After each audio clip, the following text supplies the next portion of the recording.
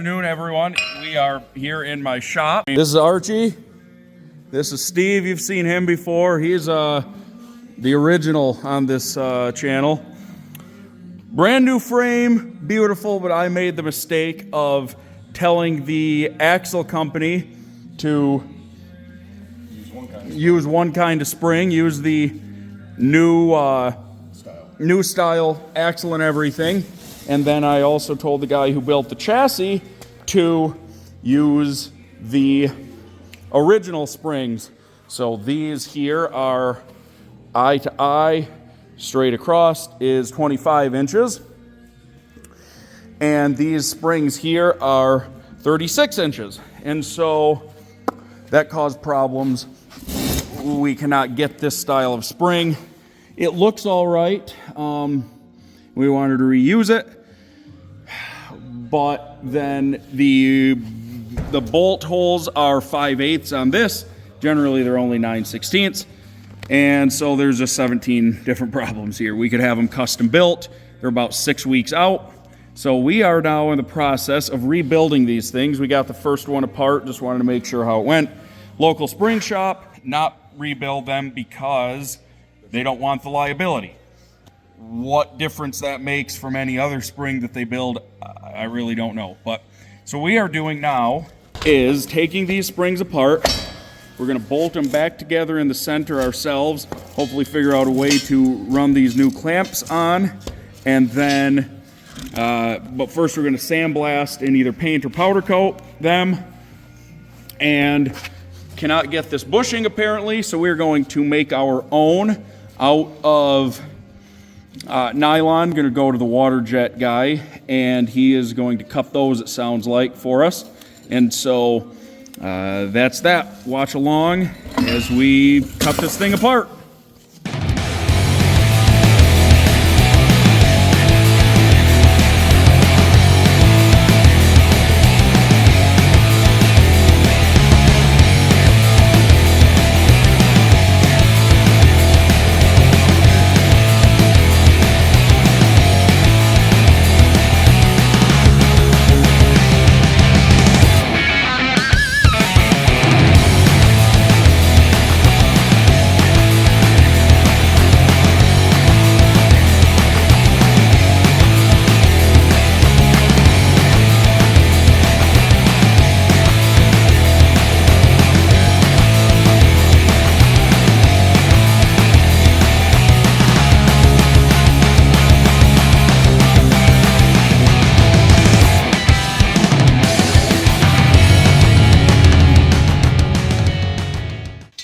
There we go. They are apart now. We're going to take them and get them sandblasted tomorrow, and then still deciding if we're just going to paint them or powder coat. Probably leaning towards paint just due to the timing of it all. Not sure yet, so watch along. Good morning, everyone. I'm on day, I guess 4 of this project. As you know, I went up north and was planning on just bolting on an axle. That didn't happen. I was going to have the water jet guy also make me some custom bushings, and I was going to make them 2 inches thick and then 5/8 hole in the center. All was going to be well. He gets a hold of me yesterday morning and says, hey, my machine is broke. You can bring the material if you want. And I'll do it when I get a chance. All right. Well, not what I needed to hear, but whatever. Spring place, I'll say, took their sweet time. I was a little irritated earlier in the day, but by the afternoon they came around and were extremely helpful.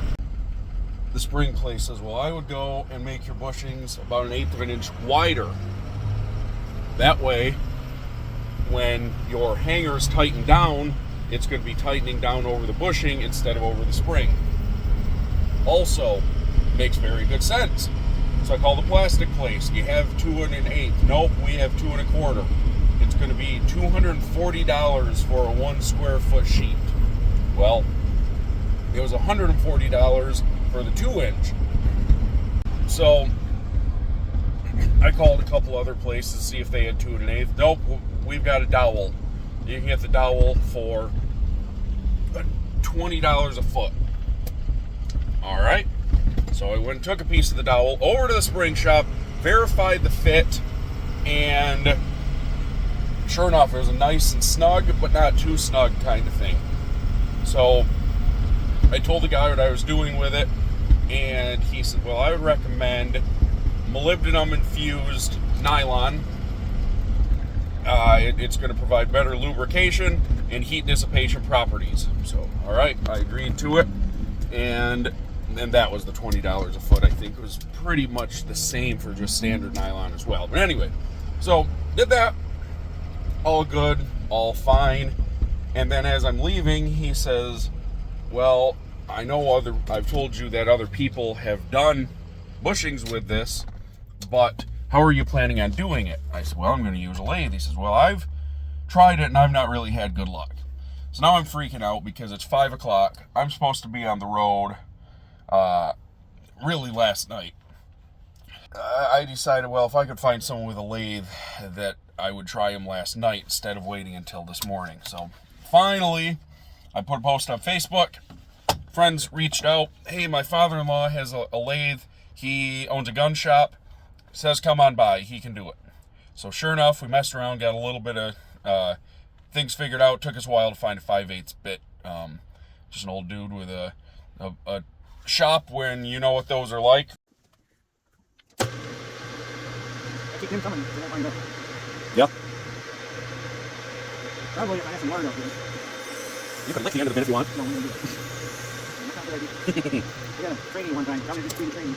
There, you set enough right there. When I worked in Peter Brass, and he sent it to me, and I had college and punches until he felt so big enough. Yep. So then I sent him over to the full video department, and I made some holes. Yep. But here we are. Custom molybdenum infused nylon bushings, 5/8 center hole.